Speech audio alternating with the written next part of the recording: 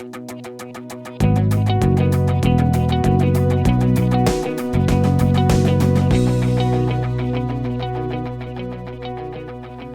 last week, Nick did a great job unpacking Joshua chapter 10, and really it was just an awesome message. I got a chance to watch this week and listen online, and so did Sherry. We were both talking about it. It was just a really great message, and he just did a fabulous job, don't you think? Those of you that were here, yeah, did a great job. Just did a great job, and there was this battle that he was talking about last week as Joshua asked God to allow the sun to stand still in the sky so he could complete his will in that day. And in that battle, I think there's always a question when there's a battle, when there's a fight. It's always the question of what led up to that. And in this circumstance, what we looked at last week, there actually was something that led up to those circumstances. And so we're gonna go backwards in time this week to Joshua chapter 9, and we're gonna look at the circumstances that led up to that battle, not just for the sake of information, not just so that we know why we talked about what we talked about last week in this series, but because there's application in going back. There are things in going back that are really necessary that without understanding what happened last week, some of the application wouldn't make sense this week. And so we're going to actually take a step back, and we're going to see that there is some stuff in this story, stuff in Joshua chapter 9, that is really applicable, something that all of us can relate to. Here's how I know. I'm going to ask you a quick question. Please be bold enough to raise your hand and respond in truth to this. You're in church. You'll be struck dead if you don't. How many of you have ever made a bad decision? All right, okay. So if there's someone sitting next to you and they didn't raise their hand, move away, right? Or take notes from them, right? One of the two, right? Like, we all make bad decisions. Every one of us, we all make bad decisions. We've all made them, and all the time. It's not just that I can look at my life or you look at your life and say, well, there's a season where I seem to make more or less. No, we make decisions that are bad a lot, don't we? Like, it's sometimes they have bigger ramifications, but we can all look at a different week or a different month and say, man, I could really make a lot of bad decisions at a lot of different levels, at a lot of different times. Here's what's interesting about bad decisions and what they all have in common. When you look at a bad decision, so maybe pick one in your head, one that you think stands out to you, like that was really not a good idea. What they all have in common is this. When we look back on them, when we look back at the decision, the reason that we call it bad is that we don't like the results. I want you to think about that for a second. We don't ever make bad decisions in the moment, do we? We only make bad decisions when we look back at the results and say, that was a bad decision. Isn't that funny? Like, nobody ever says, well, this was a really bad decision. I think I'm about to do this, right? No, the reason it was a bad decision is because you found yourself in the hospital 3 weeks later, right? That was the reason it was a bad decision. We see how things turned out, and we think, I wish I would have handled these things differently. When we have that feeling of, I wish I would have handled these things differently, we have a word in our English vocabulary to define that feeling. It's the word regret, right? That's that feeling. We regret. We look back on a choice that we made, and when we look at the results of whatever that decision was, that feeling that stirs up inside of us is something that we call regret. It's that moment of thinking, man, I really wish I wouldn't have done that. I really wish I would have made a different choice. I really wish the outcome wouldn't have been the outcome that I got from this. Some of those decisions are decisions that we make at work. Maybe you're a manager or a leader, and you have decisions that you make around employees, and you look back and think, man, I really wish I'd have done that differently. Or maybe you own a business, and you bought a piece of equipment, and you look back on that equipment purchase, and you say, I really wish we'd have never done that. Or maybe it's a decision that you made in your home. Maybe it's something that you did with your spouse or with one of your children. Maybe you handled a complex situation with one of your children, small or grown, and you look back and go, man, I really wish I would have done that differently. Maybe it was something you did with your money. I remember the first really bad decision I made with a credit card. We were in our first year of marriage. I bought an old Jeep with my credit card. I used to say we bought a Jeep. And then finally I realized my wife's way too smart to let that happen, right? It was an I thing, right? Like, I bought a Jeep. She would have never bought a 79 rusted out, gas tank falling off piece of junk CJ7 without me, right? So it was definitely a me thing. We do those things, right? We buy cars we wish we wouldn't have bought and houses that are too expensive to afford. We have these things that we thought would make us happy and they never really did. We all have these sorts of decisions that linger around our life. All of us have things that we wish we would have handled differently. Maybe there's somebody you spent time with in a relationship. Maybe there's a guy you dated or a girl you dated, or Some of you are like, don't even get started there, right? So we all have stories. If we sat around and we decided to take the next 20 minutes and tell stories, this room would just buzz with bad decisions, right? We would just be like, let me tell you one. We would one-up each other for a very long time, right? And here's what's interesting. While it isn't the objective of us following Jesus, while it isn't the reason that we come to Christ, and we love Jesus, we follow Jesus because we believe Jesus, but one of the outcomes of believing and following Jesus, one of the reasons a lot of us have come to faith, is that we understood that a byproduct of following Jesus is a life with fewer regrets and better decisions. Am I right? Isn't that like part of it? Like you can say, like honestly, like if you're really honest, you say, I really love Jesus. I believe and I follow Jesus. And one of the things that gets me excited about Jesus is it seems like if I follow Jesus, then I live a life with fewer regrets and a life where I make decisions that seem to be better than when I'm not following Jesus. That's one of the outcomes, right? But when I think about that myself personally and I really listen to what I'm saying, the next question becomes this. Very quickly, why do I keep making decisions I regret even though I'm a Christian, right? Are you with me on this? You hear me on this? Like, we go, yeah, that's really like, I love following Jesus because when I listen to Jesus, I make a lot better decisions. Well, then how come I keep making really bad decisions, right? And like, if my life without Jesus is supposed to be one with more regrets, I'm really glad I'm not living that life because I have plenty of them as it is, right? So what's going on? What's the tension that exists in my life and your life that we can have these decisions that we regret? We can have an understanding that following Jesus should eliminate those decisions, and yet we find ourselves still making choices, still in circumstances, still choosing options that later on we think, man, why in the world did I do that? See, there's another problem that exists in us. There's another problem. It's very much something that's tied to how we live and where we live and the society that we've happened to be born in. Let me go back to the I decision of Sherry and I buying a Jeep 20 years ago with a credit card. It seems really obvious that that's a bad decision, doesn't it? Like if I walked up to you today and said, hey, I'm thinking about, you just shake your head. You're an idiot, would be the first thing that would come out of your mouth, right? Like if you have to use a credit card to buy a Jeep, it's either because the bank is smart enough not to loan you money on it, or you're poor enough that the bank won't give you money, right? Either the Jeep's a joke or you're a joke, one of the two, right? In either case, you shouldn't be buying the Jeep, right? Now, all of us have done this, when you want something and you face these circumstances, you realize we have an ability to change the circumstances that surround this based on information. This seems really obvious. And my wife, let me just tell you, my wife is crazy smart. And so oftentimes I look and I think, how in the world, she's a lot smarter than I am. How in the world did we make this decision with her on the team, right? Because we shouldn't have made that sort of decision. And whether I did this consciously or whether I did it subconsciously, this is what I know I did. All I know is that if I had enough information, the right amount of information, the right twist of information, then this thing could work. Information about the good rate on our credit card, right? Because we had a good rate on our credit card. It wasn't car loan rate, but it was better than most credit card rates, so that was good information, right? Good information on how old Jeeps are going up in value. This is an investment, right? This is the last time you heard someone say that about a car, right?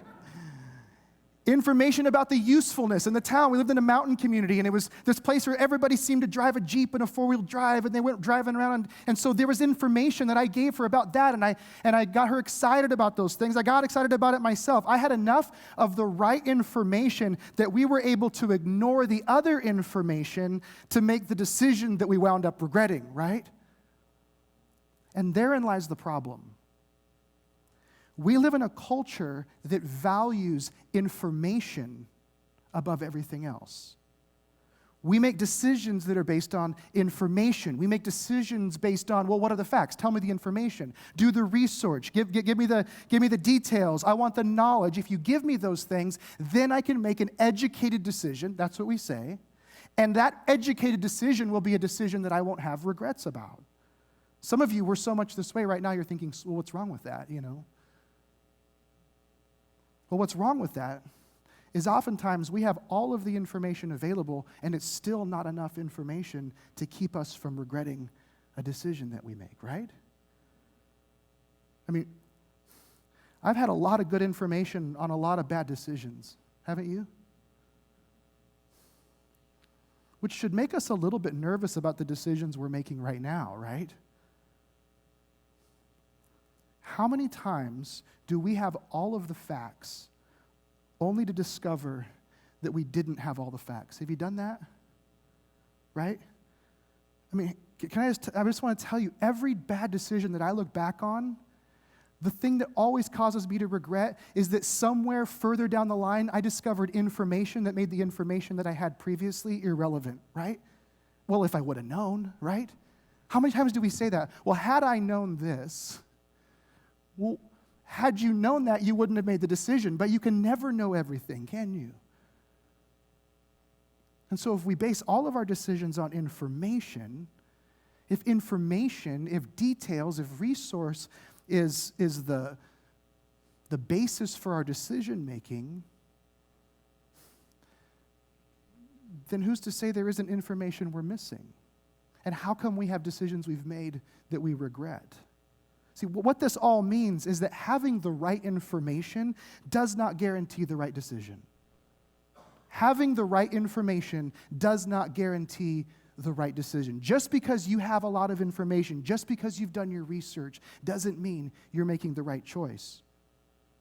And I know some of you struggle with this because you're smart and you're logical and you have lots of information, you're very educated, you have lots of experience, but you also, along with all of the education and all of the experience and all of the information, don't you still have regrets?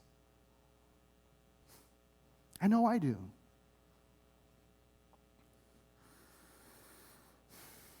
There's this story that we're going to look at today that I think alleviates this tension of whether or not you or I have the right information. How do we make the right decision? How do we take the right action? The story that we're looking at in Joshua today, I want to give you something that I believe it can keep you from guessing. I think it can keep you from wondering whether or not you have enough or have the right or whatever it is. So we're going to look at this story, and I think it's going to challenge you in several categories. In fact, I know it is because it challenges me. There are things in this story that challenge me. They challenge me on a selfish, emotional level, and they challenge me very much on an intellectual level. There are things here that are very challenging for me. But we're also going to see that in God's reality, you can have wrong information and sometimes still take the right action. So if you have your Bible, Joshua chapter 9, we're going to start in verse 1. It says this. Joshua 9, verse 1. Actually, turn to Joshua 9, verse 1, so we can get started there. It says this, as soon as all the kings who were beyond the Jordan in the hill country and the lowland all along the coast of the Great Sea toward Lebanon, the Hittites, the Amorites, the Canaanites, the Perizzites, and the Hivites and the Jebusites heard of this, they gathered together as one to fight against Joshua and Israel. So I just want to give you a little background for the story if you haven't been here for this series.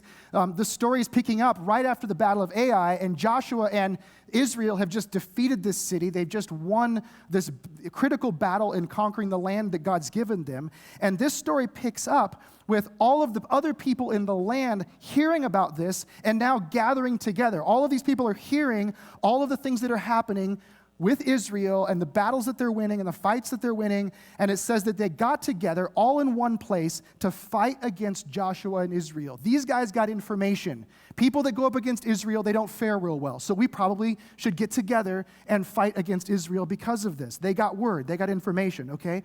What's interesting about this and what we're going to see is this isn't everybody that's in the land. There's actually one group of people among one of these tribes, the Hivites. There's one group among the Hivites who realize, wait a second, they're scratching their head and they're saying, so far, nobody's really winning against Israel. There has to be another way to deal with this. They're looking at the information and they're saying, you guys are choosing this with your information.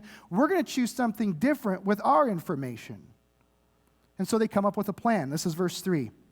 It says, when the inhabitants of Gibeon heard that Joshua had done to Jericho and to Ai, they on their part acted with cunning and went and made ready provisions and took worn-out sacks for their donkeys and wineskins and worn out and torn mended, with worn out patched sandals on their feet and worn out clothes, and all their provisions were dry and crumbly. And they went to Joshua in the camp at Gilgal and said to him and to the men of Israel, we've come from a distant country, so now make a covenant with us. So I want you to catch what they did here. They dressed up in old clothes. They rolled around in the dirt a little bit. They found the moldy, hard bread in the back of the cabinet, right, that had been there for months. And then they stumble into Gilgal, pretending that they've been on this long journey, the town where Israel is hanging out. They stumble in, and they announce that they're from this far-off place. Why? Because if you're from outside of the land, you're safe. We're from someplace distant. We've just heard about you. We're big fans. We've come all this way to get your autograph. And can that autograph be on a covenant that you make with us? That's why they've come. Verse 7 says this, but the men of Israel said to the Hivites, these Gibeonites, perhaps you live among us. How can we make a covenant with you? In other words, they asked the question, well, how do we know? How can we believe you? How do we trust you? How can we make this decision? And this is where the story gets really interesting. How do we make this decision? Give us some information, right? Give us some information. So verse 8 says that they said to Joshua, we're your servants. We came here for autographs. And Joshua said to them, who are you, and where do you come from? And they said to him, from a very distant country, your servants have come because of the name of the Lord your God. For we have heard a report of your God. They're talking about God. They're speaking highly of God in this moment, right? And all that he did in Egypt, and all that he did to the kings of the Amorites who were beyond the Jordan, to Sihon, the king of Heshbon, and Og, the king of Bashan, who lived in Ashtaroth. They're saying, we've heard all these things. We believe these things to be true about your God. They're actually speaking very positively about God. In fact, they're actually taking action that reflects that they believe these things to be true about God. So the Gibeonites are people who are leaning towards understanding and believing in the God of Israel. Verse 11 says, so our elders and all the inhabitants of our country said to us, take provisions in your hand for the journey and go to meet them and say to them, we're your servants. Come now, make a covenant with us. And here's our bread. It was still warm when we took it from our houses as our food for the journey on the day we set out to come to you. But now, behold, it's dry and crumbly. These wineskins were new when we filled them, and behold, they've burst. And these garments and sandals of ours, they were worn out from a very long journey. So Joshua asks for information. And what does he get? He gets lies, doesn't he? He gets misinformation. Joshua wants information to make a decision, but the information that he gets is actually misinformation. Verse 14 says, so the men of Israel, they took some of their provisions, but they did not ask counsel from the Lord. They took the provisions, they looked them over. It seems really obvious to them, right? The bread is old, the wine is gone, the shoes are worn out. These guys, like we look at the evidence, we take in the information, this seems to be pretty logical.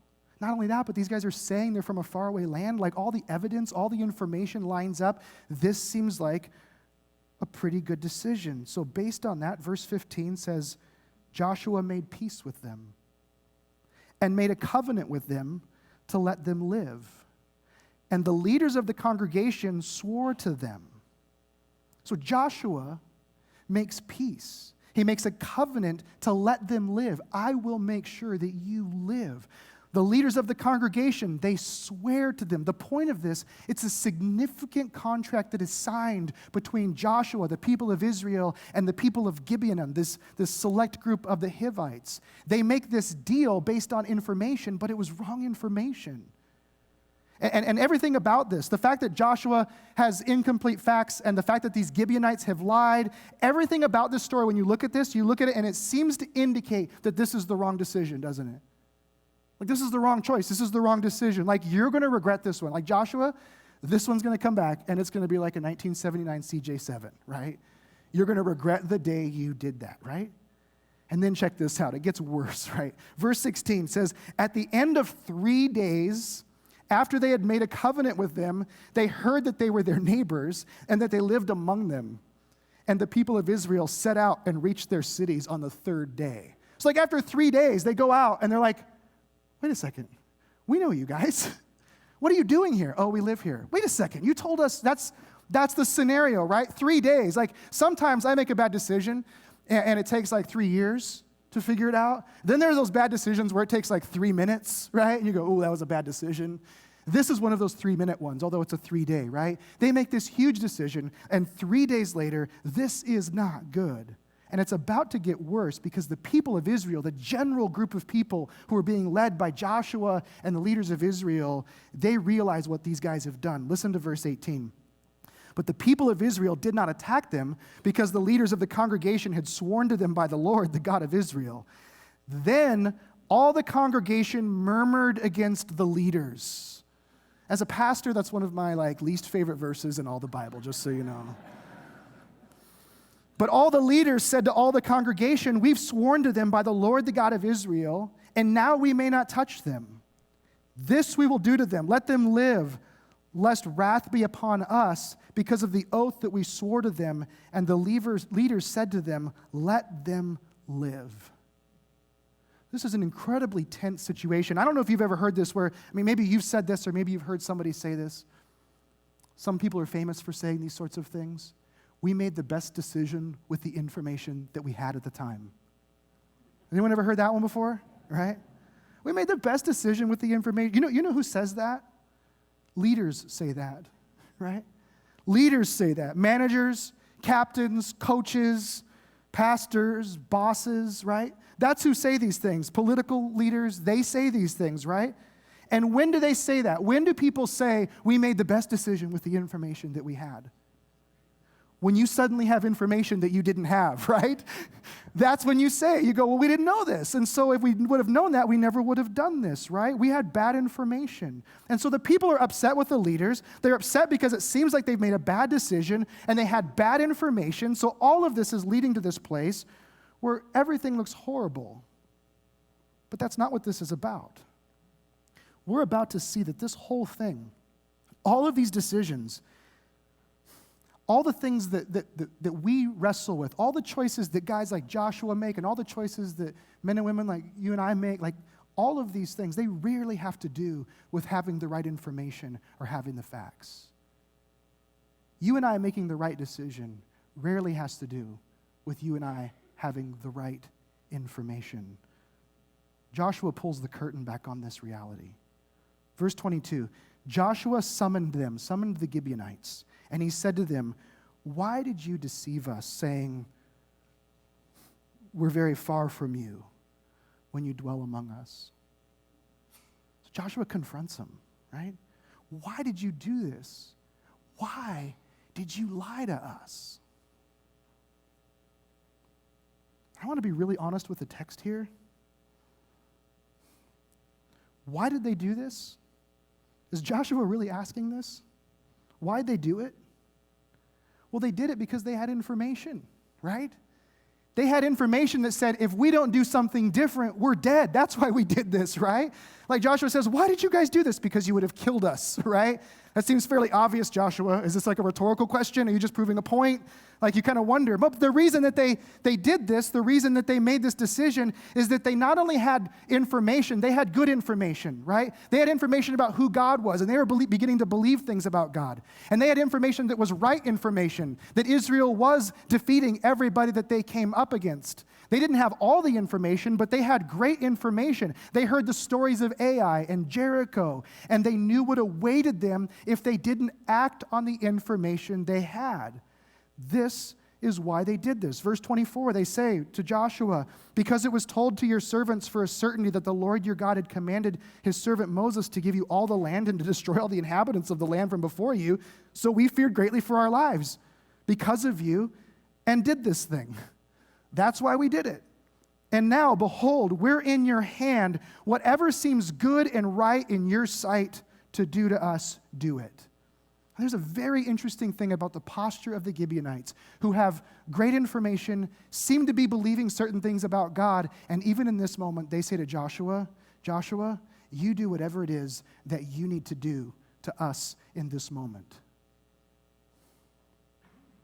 So we knew if we didn't do something different with the information that we had, we'd be dead.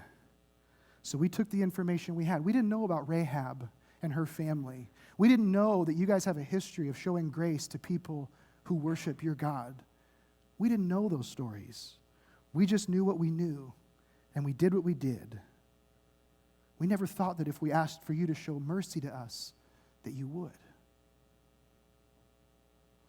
So what we have in this moment are two groups of people, and this is really interesting for you and I to put ourselves in this situation. One group has good information, the Gibeonites, and one group has bad information, the Israelites.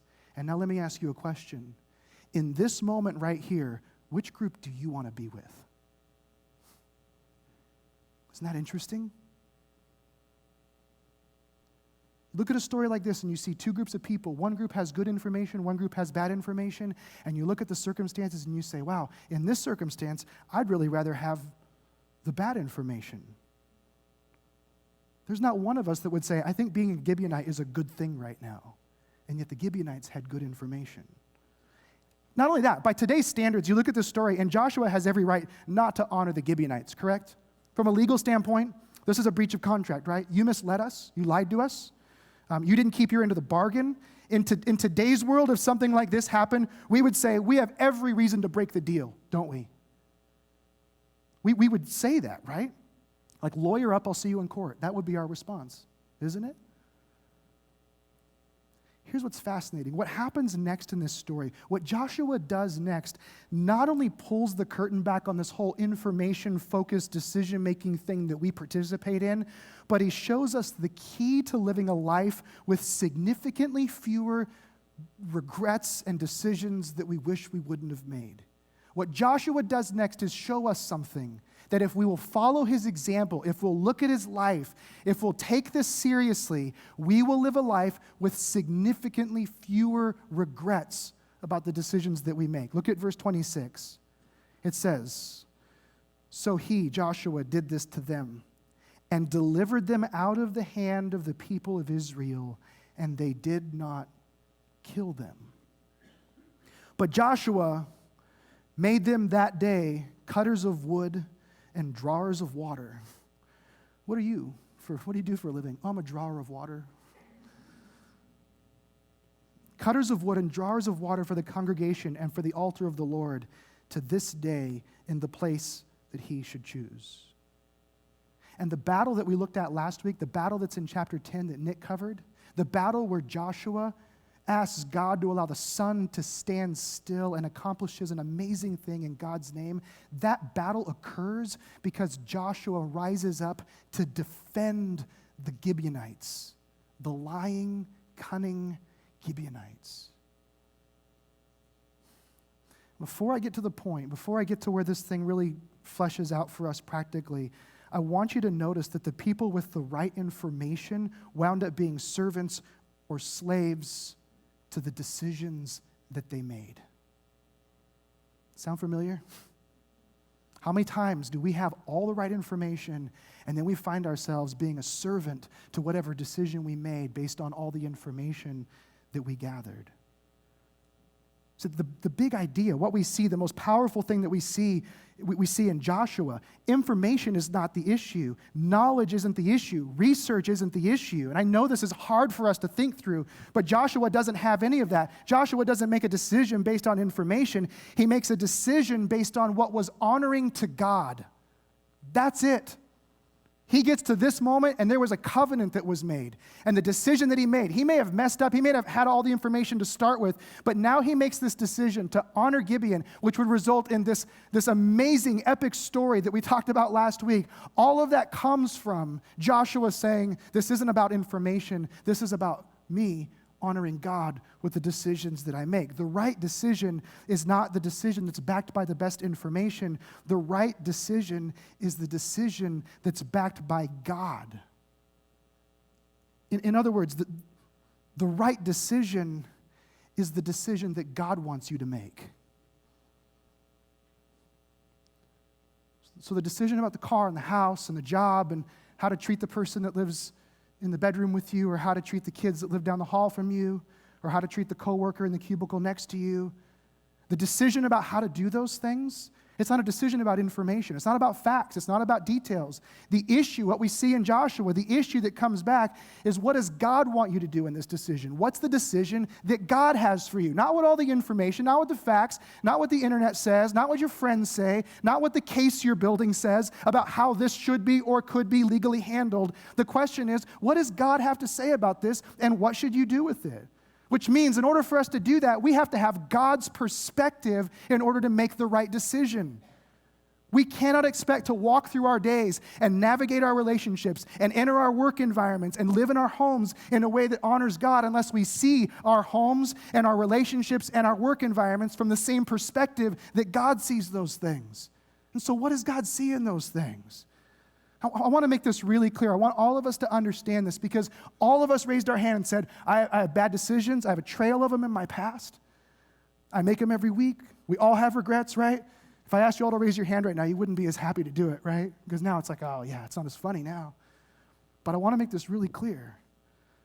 The key to having fewer regrets is making more decisions based on God's desires. And if you want to add something to that, not your own. The key to having fewer regrets is making more decisions based on, well, God, what do you want out of this? You want to know one of the most powerful decision-making questions you could ever ask in your life about any situation, whether it's the smallest financial purchase or the most complicated relational decision that you're making? God, what do you want out of this? God, what is your desire in this? That's what brings about the right decision. You can miss information. You can possibly not have all the facts. The truth is, you and I can manipulate information. We can bend information. You can try to prove your case. You can make the wrong choice and have the right information. But if you increasingly make decisions based on what God wants, then you and I will have fewer regrets from the decisions that we make. It's interesting. The Apostle Paul was talking to the Ephesian church. And it's always interesting when people use this particular word, because while I don't like to apply it to myself, it actually defines how I feel a lot. In the same way that regret defines that feeling of, wow, I wish I wouldn't have done that, the word fool often is how I feel when I look back on my life and see decisions that seem so obvious now but didn't then. The Apostle Paul said this to the Ephesian church. I don't like the word, but it seems to fit. And so if the shoe fits, I wear it. But he says in Ephesians 5:17, he says, therefore do not be foolish, but understand what the will of the Lord is. In other words, he's contrasting and he's saying, if you understand the will of the Lord, then you won't be foolish. But if you don't understand the will of the Lord, guess what? You're foolish. There's only one or two choices, right? Like, you're either understanding the will of God or you're foolish, which means every decision that you and I happen to make, if we're making that decision just based on information, if we're making it based on research, if we've done our pros and cons column and we're just kind of flipping the coin, that's foolish. Doesn't matter how good our information is. Doesn't matter how right the information is. Doesn't matter how long you've researched. If it is not the will of God, it's foolish. It can look smart. It can smell smart. You can have people write articles about your smartness, but if it's not the will of God, then it is not smart. It's foolish. And the key to being wise is the will of the Lord. And this kind of drives me crazy, because oftentimes I hear people say, I would just wish I knew what God's will for my life was. This is one of those conversations when I talk to people and they say, I just want to know God's will for my life. It's as if God wrote the will for your life like Daniel Brown wrote the Da Vinci Code, right? It is on some tablet in some far-off land in ancient Egypt hieroglyphics, and you need like a scholar and an archaeologist to unpack it for you. And so we go on this search. God, what is your will for my life? Like, there is this tiny little thread of decisions that we're supposed to be following, this balance beam of life that somehow we're supposed to walk on. And if I do that, so when someone says, make decisions based on the will of God, you go, that's a lot of work. That means I'm constantly trying to figure out with like the special glasses and the map and the compass what God has for me. No. Understanding what God's will is. See, when we do that, you know what we're focused on? We're focused on our life. We're focused on our desires. When we're trying to make this decision, that decision, we're trying to walk the balance beam, that whole thing is still about us. when we start talking about God's will, we know what God's will is. We know God's will is to bring justice and mercy to the world around us.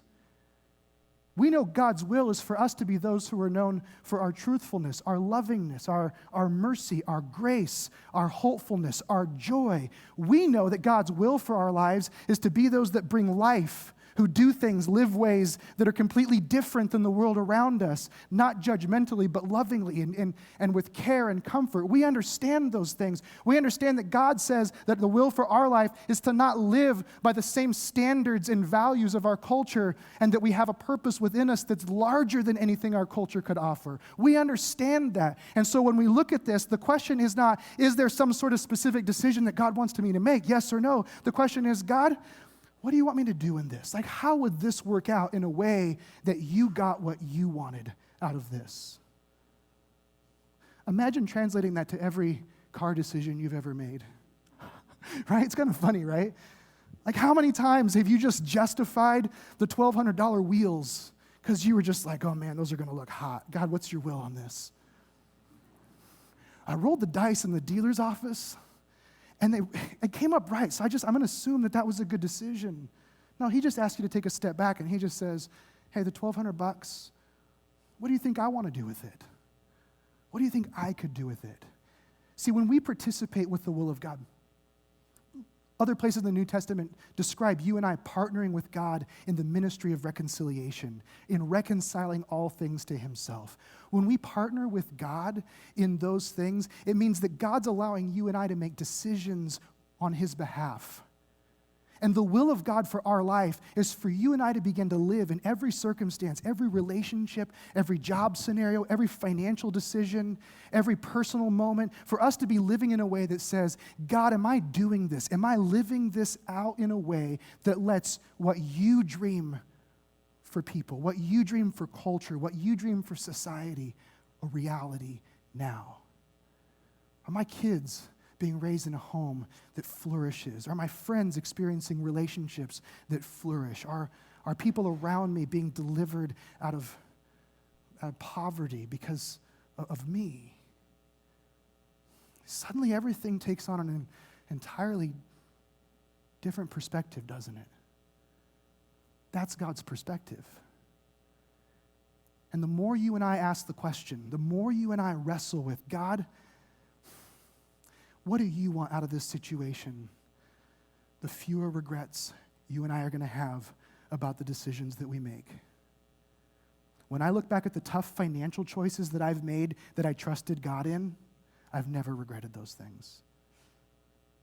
When I've looked at the tough relationship decisions that I feel like, God, I don't have any regrets. I never look back on something that God asked me to do that was tough to navigate with a person in relationship. I never look back on that and go, wow, I really wish I wouldn't have handled that his way. It doesn't happen that way. I've never held back from a purchase. I've never not made a decision that God just kept me away from and thought, well, I wish I would have just forged ahead with that one. You know when I have all kinds of regrets? When I talked myself into things that God was talking me out of, and I talked myself out of things that God was talking me into. That's when I have regrets. That's what this is about. Joshua looks and he didn't have all the right information. And we'll never have all the right information. But we have a God who says, I want you to live in a way that brings life to the lives around you. Can you do that? The most powerful question that you and I can ask to avoid regrets is, God, how would you want me to handle this? That's it. Let's pray.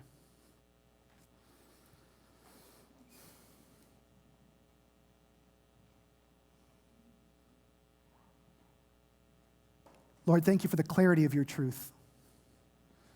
Your word is clear. It is precise. It is succinct. You have a way of clearing the fog and making things really obvious. What we do with that is up to us. And I pray that you would give us the courage and the strength, the fortitude, and the faith to really listen to what you have to say, to live lives that reflect the truth that you've spoken to us. and that we would not be fools, but we would have knowledge of the will of God. We thank you for your goodness. We love you. We pray this in your name. Amen.